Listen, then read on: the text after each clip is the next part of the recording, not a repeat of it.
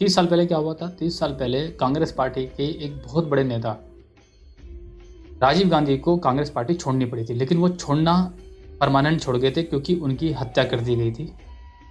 और उनकी हत्या जिस दिन की गई वो तारीख थी 21 मई 1991।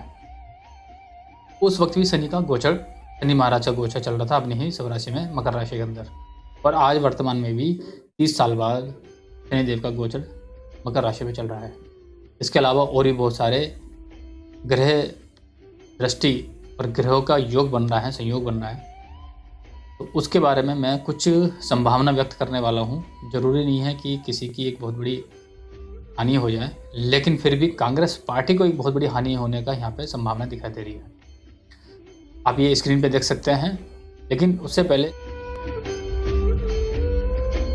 अपने अपने गुरुजनों को, माँ भगवती को प्रणाम करते हैं। इस प्रोग्राम का उद्देश्य सिर्फ यही है कि हम सबका, आपका, हमारा, सबका कल्याण हो, सद्बुद्धि आए, हम सब लोगों को सनातन धर्म के अंदर हमारी आस्था बनी रहे। आज तारीख है 28 दिसंबर 2021 और आज एक विशेष घटना घटित हुई है।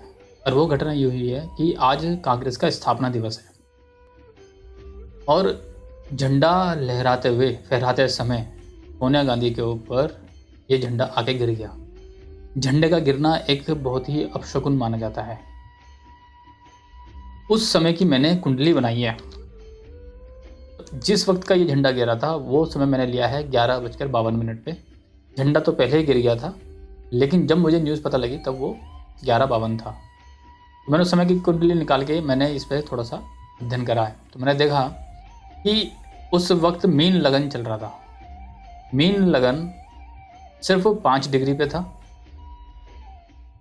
और मीन लगन के स्वामी बनते हैं गुरु महाराज।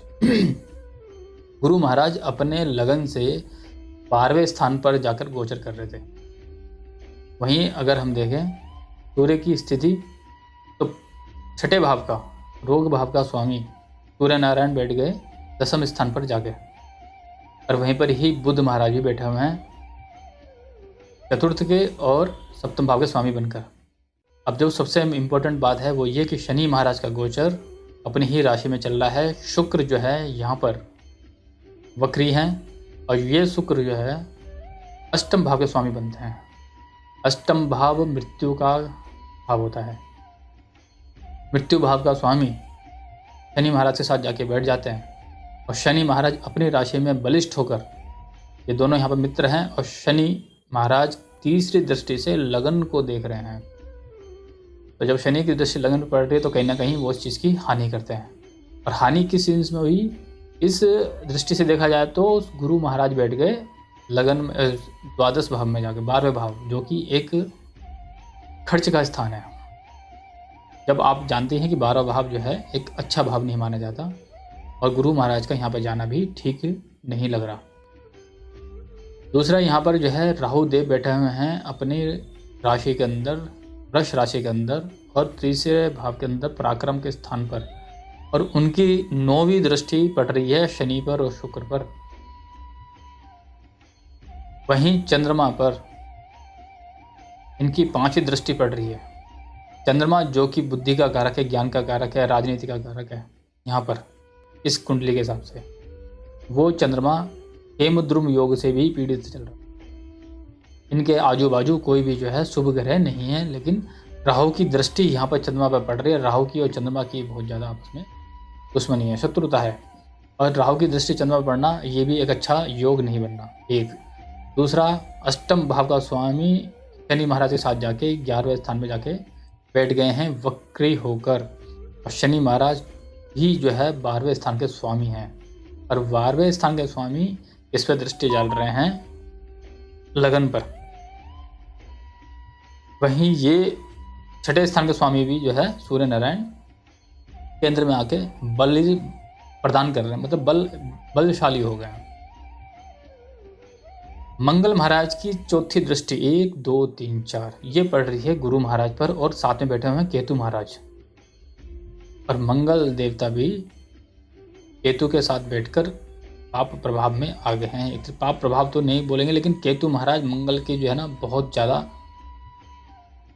शक्ति को बढ़ा रहे हैं। 4 गुनी शक्ति कर दी, वहीं पर राहु की दृष्टि भी जो है मंगल पे पड़ रही है और मंगल देवता की दृष्टि यहाँ पड़ रही है। ये कारक सारे मिला के ऐसा लग रहा है कि कांग्रेस पार्टी को एक बहुत बड़ी हानि अगले 3-4 महीने के अंदर मुझे दिखाई दे रही है यहाँ पर कि कांग्रेस पार्टी को एक बहुत बड़ी हानि होने की संभावना मुझे नज़र आ रही है।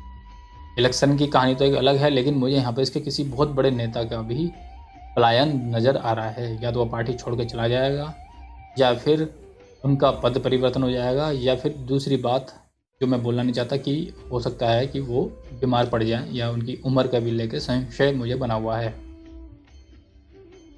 एक ज्योतिषाचार्य को कभी भी, या ज्योतिषी की बात करने वालों को कभी भी जो है ना, वो डॉक्टर को कभी भी इस तरह की बात नहीं करनी चाहिए। तो हम ये कहेंगे कि इनको सद्बुद्धि दे भगवान, क्योंकि जो बुद्धि का कारक है चंद्रमा, उस पर जो है राहु की दृष्टि पड़ रही है पंचम, तो वो भी चीज़ ठीक नज़र नहीं आ रही।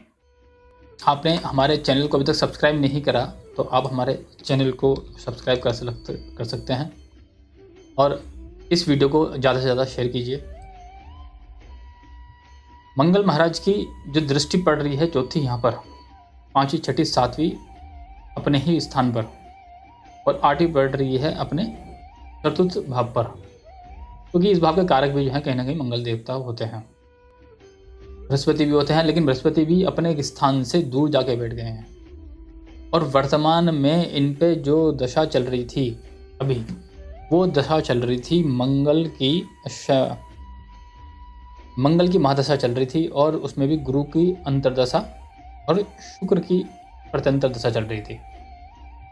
अब अगर कांग्रेस पार्टी की कुंडली देखी जाए तो कांग्रेस पार्टी की कुंडली में भी वर्तमान में गुरु की महादशा और उसके अंदर मंगल की अंतर्दशा चल रही है। मंगल क्योंकि दूसरे भाव के स्वामी बनते हैं, दूसरा भाव एक मारक भाव होता है, यानी कि ये मार्केश बन के मंगल महाराज लगन पे दृष्टि डाल रहे हैं, लगनेश पे।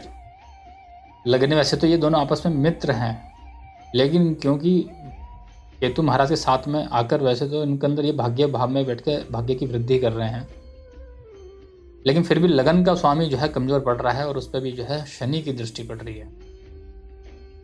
और ऊपर से जो ये झंडा गिरा है ना, ये एक बहुत बड़ा अपशकुन दिखलाता है।